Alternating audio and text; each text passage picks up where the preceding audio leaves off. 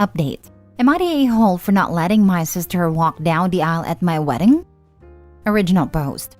I, 29 female, am getting married to the love of my life, 30 male, in a few months. We were high school lovers and childhood friends. He's truly my best friend and everything I want in life. However, we both decided to wait until we were well off to be married so we could have our once-in-a-lifetime magical moment. My sister, Stacy, 21 female, got married at 19 to someone who I like but I'm not super close with. They were together for 5 months before he proposed. Their wedding was rushed and half our family couldn't even make it because of how soon it was planned and set up. It was small and just in a courtroom. No dress, party or anything, just a legal wedding. However, my wedding is around $19K and we haven't even finished everything. It took us ages to set everything up and save. Stacy recently came up to me while coming over. We're close and have dinner once a week at my place. And asked if she could walk down my aisle and meet her husband so she could feel like a bride. I laughed and asked if she was serious. And she was. She claims she never got her magic moment and just wants to feel special once. But it's my wedding and my special day. She had hers. Stacy claims it will only be between us and it won't take away from me. But then I asked what she might wear and she showed me pictures on her phone of wedding dresses. Hard no for me. She then asked again yesterday in front of my fiancé and I think it was an attempt to pressure me. He laughed and said no, thinking it was a joke, like I did the first time. My mother and Stacy's husband say I'm being an a-hole because Stacy still isn't rich, so she can't afford another wedding even if she wanted one. But neither are me and my future husband. We just planned for years. I just wanted one day for myself. But maybe I'm blowing it up because she never got the bridal experience? Now for the top comments before reading the update. Not the a-hole. There is no conceivable universe where her walking down the aisle on your wedding day at a location of your wedding, wearing a wedding dress, will be just between the two of you and not detract from your day. It's rude of her to even ask. If she wants a special moment, she's free to plan her own vow renewal event, where she wears a wedding dress and has all her family, etc. If she was just going to wear a nice dress and walk before me and stand beside me and her husband, I would probably have no problem with it, or at least let her do it. But I feel like she's just trying to use my wedding as a free event for her. That would be nice of you, but given how much work, planning, and orchestrating a wedding is, and how much money spent, it should really be about you. Not a-hole. I see stuff like this on the sub, and I am shocked that people have the audacity to even ask stuff like this. It doesn't matter if she's her sister, and her moment wasn't what she hoped for. If you allow this, then your moment will be different than you imagine it to be too. Your sister and her husband made their choices. They could have waited, but they didn't. I asked her when she accepted his proposal if she was sure it was a good idea, since it seemed really rushed. But her response was that since my boyfriend proposed a few weeks earlier, she wanted to get hers over with and tie the knot, so that I would be able to have my wedding in the fall like I always dreamed, and hers wouldn't overlap. Have a trusted person ready with a glass of red wine to accidentally stumble into the sister if she shows up in a white dress. That would probably cause tons of problems, since the dresses she's been showing off and texting me have been $500 to $2,000, and knowing her, I would be paying if anything happened. Hold up, what? If she can afford a $1,000 wedding dress, then she can afford to do a vow renewal, either in a cheap venue or in a backyard. She is guilt-tripping you massively, and so is your mom. I'm so sorry for you. Having read your post and some of your comments, it sounds like you've been conditioned to feel like you owe your sister, and to feel guilty when you don't sideline yourself to make her number one. Please choose yourself over her for your wedding, and don't let her come if she shows up in a wedding dress, or doesn't drop the issue altogether. I do feel a bit left out, since she's offering to pay so much for herself. Yet, a few days ago, she said money was tight and she couldn't get me a wedding gift. I needed money for the hotel, even though I'm only paying for family coming out of state. And my wedding location is 1 to 2 hours from Stacy's house. I'll talk to her tomorrow and try to shut things down, since we have brunch planned. Now for the update. Hello everyone. I just wanted to post an update on the situation with my sister Stacy. The day after I made a post, me, my fiancé, Stacy, and her husband met up for brunch. I told her she needed to hear me out fully before she spoke, and thankfully she did. In short, I told her as much as I love her, I've waited years for this day, and it was mine. She had hers, and if she truly wanted, she could have used the money I gifted her to get her own wedding. Her husband tried to cut me off and say that they needed the money for rent, but she didn't let him talk. I then showed her the Reddit post, and she started crying and asked her husband and my fiancé to step out for a few minutes. They both did, and she told me that her husband and our mom had been the ones pressuring her, since she had admittedly been jealous, and told them both she wished she could have a larger scale wedding. She said she had been over the whole thing until her husband started saying it wasn't fair because he was jealous that he couldn't provide for her, and eventually complained enough she asked to walk down the aisle for him. Stacy said she was willing to fully back out of the wedding and would understand given the heartache she's given me, but I told her that her husband would be the one without an invite, which she gratefully agreed to. We talked more in depth on why she was jealous, and she said she regretted being married so early, just so our father could be at her wedding.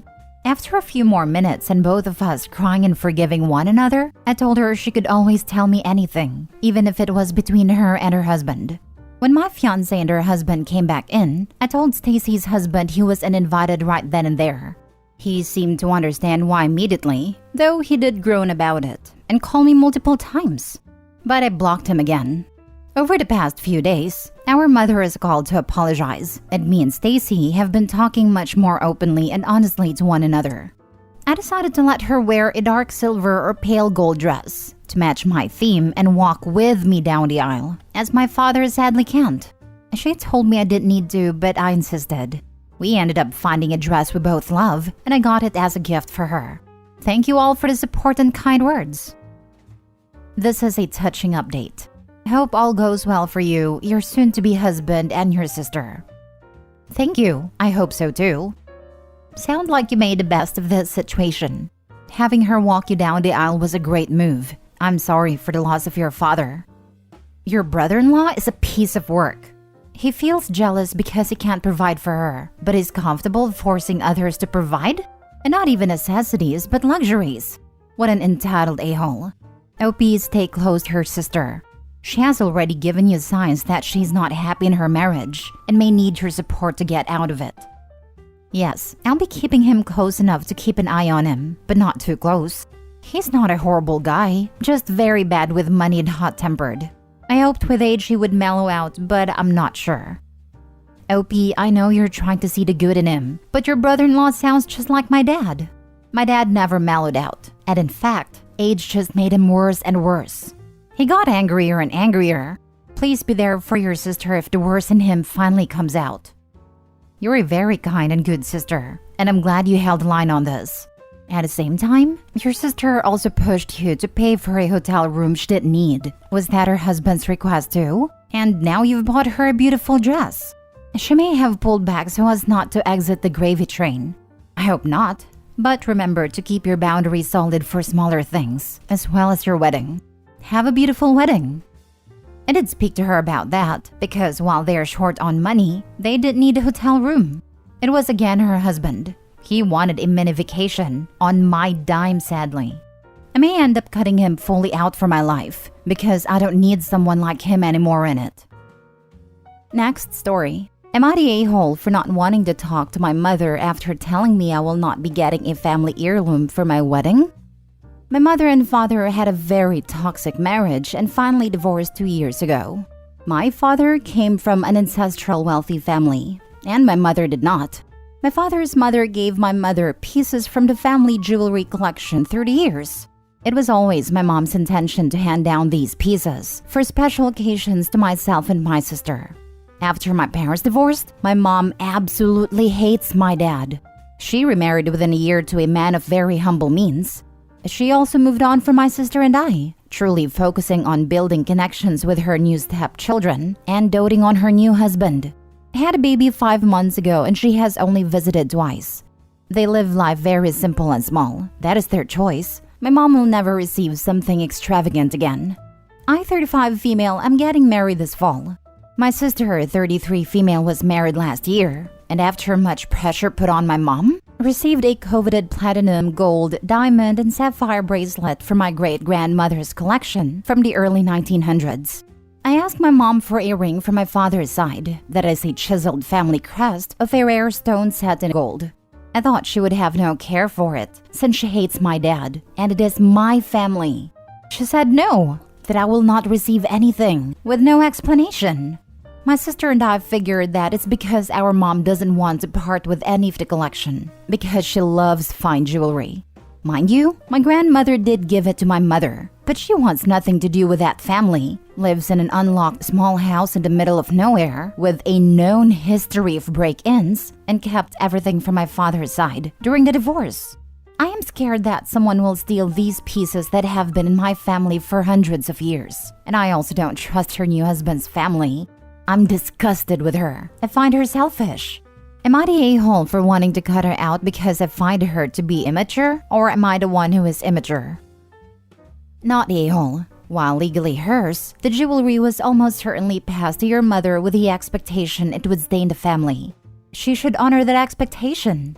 Although if you cut her out, you are virtually guaranteeing she won't will the jewelry to you either. What do you want to bet they've been selling some of the collection? That was my first thought as well. Honestly, passing them down would be getting rid of something Opie's mom didn't want anymore. Depending on how bad the marriage was, I could totally see Opie's mom selling them. I wonder if she's given them away to her stepchildren in order to win them over. Not the a-hole. The intent was clear that they would be handed down as family heirlooms. She was a caretaker of them, not the owner. That's very common with heirloom pieces. I have 2 from my mom, both well over 100 years old, and one will go to each of my daughters on a special occasion. Also, your mom is the a-hole for cutting off communication with her own children, just because she took up with another guy. How do we know it won't be handed down? Opie's mom is still alive. She doesn't have to hand over these pieces while she's still living. She doesn't. You're right. I think I'm just scared because my mother is so trusting. I don't trust these items in her hands right now. She's not giving it to you when she dies.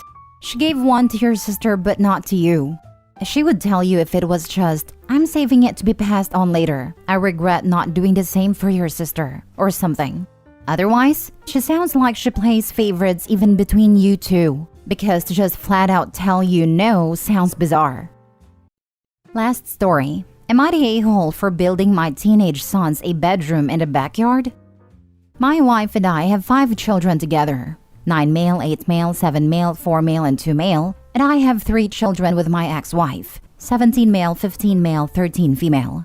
When I bought our current house, it had 4 bedrooms. I later renovated the basement to add another 2 bedrooms. My wife and I have 1 room, the 3 teenagers had a room each, and the younger boys share the same other 2 rooms, with various configurations over the years.